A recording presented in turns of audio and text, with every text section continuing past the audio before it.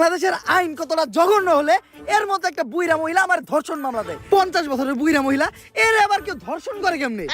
এটা তুই করে যায় প্রমাণ করিস। আরে এগুলা করতো তো কিনা রে, তোরা তো বড় লোক, আমরা তো গরিব। বিএমডব্লিউ এ ঘুরি, ঢাকায় 4-5টা চুল কাটার সেলুন আছে, আমরা তো গরিব। কোর্ট আইন এগুলা তো আমাগো লেগে না, এগুলা তো তখন কিনা।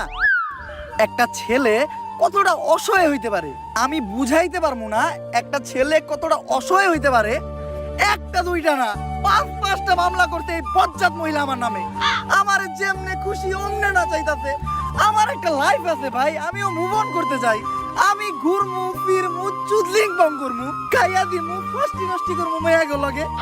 আমার এখন আর জুনা নাইকেল খাইতে ভাল লাগে না, আমি এখন কুচি ডাব খামু। তুমি আমার বাসায় আসছো কেন? তুই আমার ফোনে ডাটা ট্রান্সফার করলি আমার অজ্ঞান কইরা। বাংলাদেশের ছেলেদের ক্রাশের সাথে যে আমি চুদলিং বং করতে হইনা নিলিকা তুই আমার ফোন থেকে ট্রান্সফার কইরা। বাংলাদেশের কত শত মেয়েরা আমি খেয়ে দিতি ফষ্টি নষ্টি করতি, এগুলার ছবি ভিডিও তুই নিলিকা তোর ফোনে ট্রান্সফার